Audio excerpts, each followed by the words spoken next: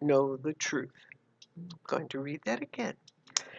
To desert the truth in the hour of need is to prove that we do not know the truth.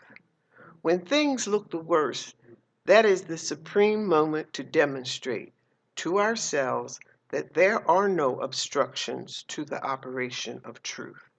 When things look the worst is the best time to work, the most satisfying time. The person who can throw himself with a complete abandon into that limitless sea of receptivity, having cut loose from all apparent moorings, is the one who will always, always receive the greatest reward.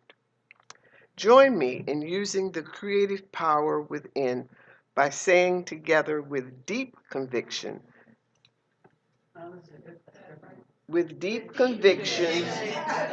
life is good for me. I throw myself with complete abandonment into the limitless sea of receptivity, allowing myself to be a perfect reflection of the flawless, radiant brilliance of spirit within. And so it is. All right.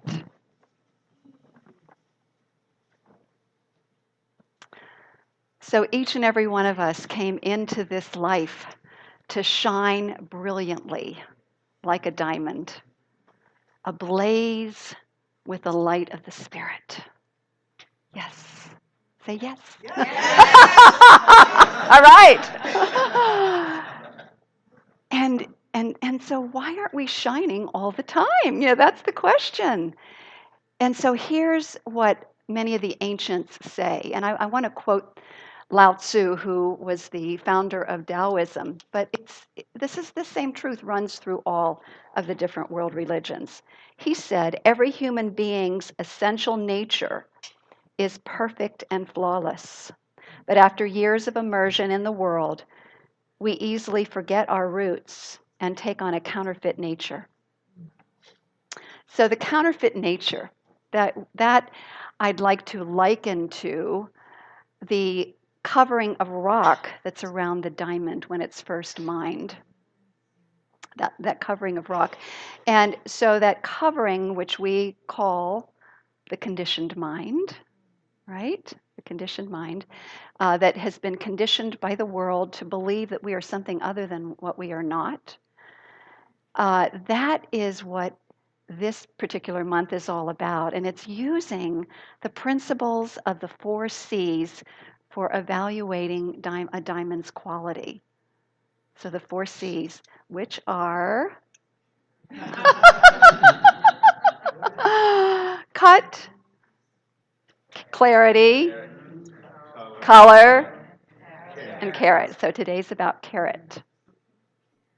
About carats. So the principle of the spiritual principle of the carat. So that's the thing. We can use all of these, whatever is going on around us in life to teach spiritual principles. And so that's what we're using this month. So the principle of the carat, how are we using that today? That is something that I want to equate to conviction and trust. So the title of the talk today is What Carat is Your Conviction? What carat is your self-trust?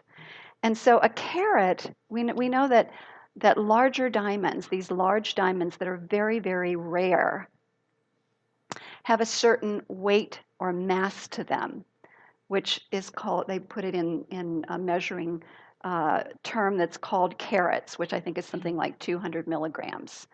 But that's not the point. The point is that it stands for a certain mass. So I'm going to be using the word massive. So how massive is your conviction then? And a conviction is a firmly held belief. How massive is your conviction in the allness, in the perfection, in the wholeness of God's love and law? And remember, we come from the premise that God is all there is. All there is one life, one presence, one power, one source. That presence is love, and that presence is everywhere at the same time in its totality. That presence of love, of the divine itself, the power of the divine, the wholeness. So the way it goes then is the more massive your conviction in this allness, perfection, wholeness, etc. of God, the more massive what we call your consciousness of wholeness. And in the consciousness of wholeness, what happens is when we carry that with us, when we are that, we are the birthing field of harmony, health, abundance, prosperity, goodness of every kind. We are a healing presence. We are a beneficial presence. So that's the power. That's the value of conviction. Okay, let's look at trust. So how massive is your trust in yourself as a center of divine operation, an individualized expression of the divine? How massive is it? Because when you truly understand that you are made in the likeness and image of God, that your word has power because there's this creative medium, there's this spiritual law that acts upon your word and brings things into fruition, when you have that level of trust, then you have attained something called spiritual mastery. And again, you are a powerful, beneficial presence on the planet. So conviction and trust, when we have this thing, when we have massive conviction and trust, we then are these beautiful centers of light. We shine like a diamond. We shine. And then we become this beautiful, contagious center of joy, right? So people that we know who embody this joy, who radiate this joy, and there are people in this congregation who are like that, who radiate joy wherever they go. They're contagious, aren't they? It's contagious to be around them. We find that we are smiling, that we fall right into that beautiful level of happiness and joy that they emanate and that they radiate. And so if that's for you, then just say after me, that's for me. That's for me. Right.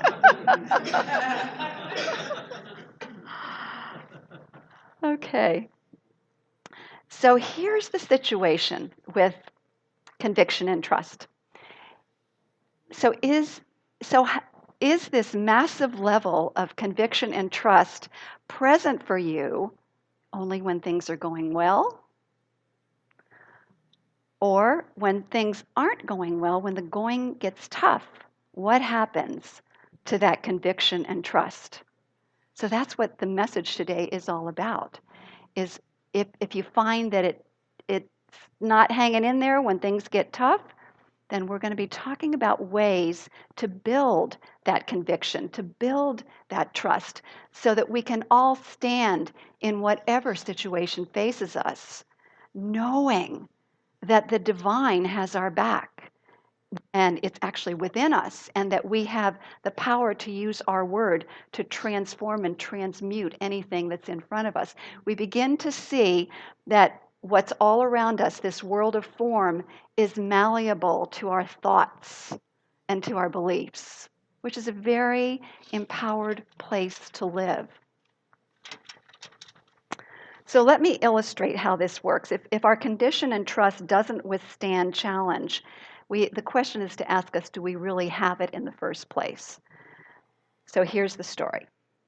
There was a teacher who was presenting the law of the pendulum to his students. And so what he did was he began to explain this law of the pendulum. And he said, basically, this is how it works, is when you swing a pendulum, from the release point where you let it go, when it comes back, it's always going to fall short of the release point because of friction and gravity. And if you just let it continue to swing, each time it'll come short of that point and that point and that point until it stands completely still. So that's the law of the pendulum. And so he decided to demonstrate it to the students. So he took a child's top, put a 3-foot string on it, put it on the top of the blackboard with a thumbtack, and then what he did is he pulled it out like this and let it swing sideways. Oh, wait, he first made a little mark on the chalkboard, let it go, and each time it came back, he made a new mark. So there were marks all across the blackboard until it came still. So he said to the students, "So do you believe in the law of the pendulum?" And they all unanimously said, Yes. "Okay." So he said, "Okay." So then he points to another larger pendulum that is hanging from a steel beam. It's 250 pounds. It's tied to a very strong cord, type of parachute cord. And he asks a student to be a volunteer. So a student volunteers and comes up. He puts the student's head against the back of the cement wall, pulls the 250-pound pendulum up to his nose, just short of his nose, and says to the student, "Do you believe in the law of the pendulum?" And the student said very weakly, and perspiration starting to, like, "Yes!" So he said, "Okay." So then he releases the pendulum, and swoosh, it goes to to the other side of the room, and swoosh, it's starting to come back, and the student dives for the floor. And he looks to the class, and he says, "So does this student believe in the law of the pendulum?" And so all the rest of the students say, "No." So that is what can happen with us. We think we study these spiritual principles, we learn how they work, we know that our word has power, and yet when the time comes and things are going really tough, how strong is our conviction in the allness, the perfection, the good, the wholeness of the divine? And how strong or massive is our trust in ourselves as centers of divine operation that can use this, the power of our word, receive divine inspiration and guidance, which is the love of God, receive the ideas that we need to transcend the situation.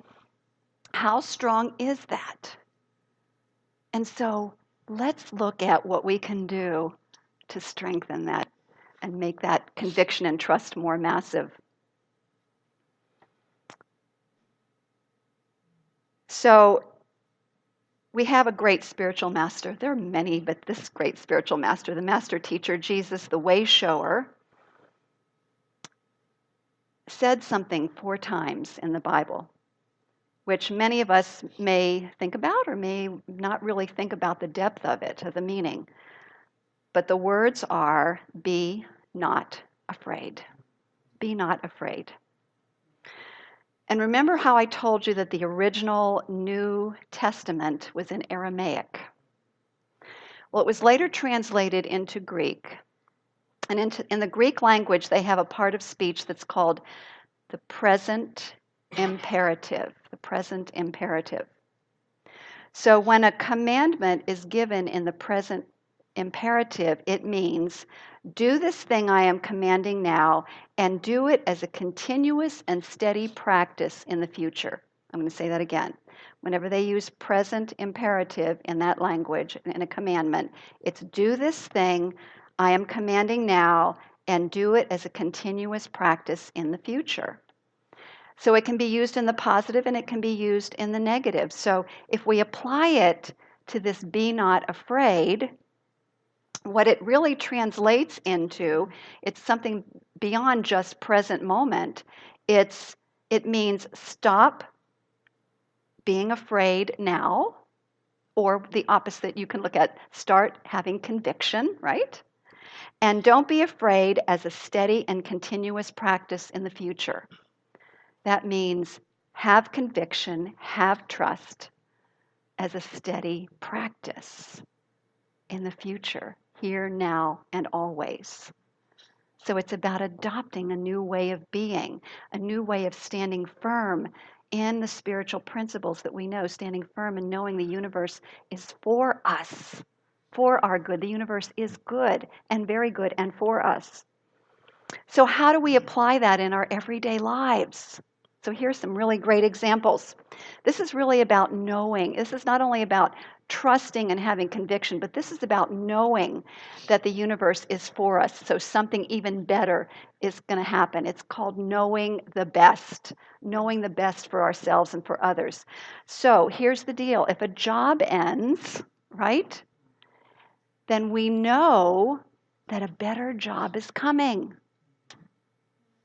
If illness strikes, then we know, and knowing is the most powerful form of conviction and trust, then we know that health is ours. Or if it's someone else, we know health is the truth about that person. We use the power of our words. We see it as already happening. If a loved one dies or a relationship ends, we know that great love is ours here and now.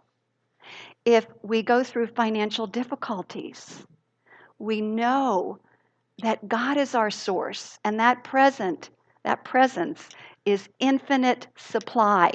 All the ideas that we need to prosper are there. Our words have power. We can receive that good through the power of our words and through our thoughts and actions. And it also is a knowing, and I know with all the various things that we are praying for personally, whether it's in our own lives, whether it's for others, whether it's something that's going on the planet, we know, no matter what the appearance is, we know that our words have power, that love heals, that miracles happen when we stand in our conviction and our trust in the omni-action of universal law and the love of God. Do you see how incredibly valuable conviction and trust are in your life? And it's not just conviction and trust, it's where we place our conviction and trust. All of us have a full measure. We are born with a full measure of conviction and trust. We don't lack it. It's where do we put it? Do we put it in the things that we fear? Do we put it in infinite good? Do we put it in the kinds of things that we've been talking about, in knowing the allness of God, the goodness of God, the wholeness of God, the perfection of God, this infinite universal life that surrounds us and that indwells within us? Because when we do and we stand firm in that, you know what happens? We become these amazing, brilliant lights that shine wherever we go, even in the dark times, when times are tough. We become the best marketing tool for science of mind teachings, is what happens. And then people, when they see us, will say, "That's for me." So say that. "That's for me." And so it is.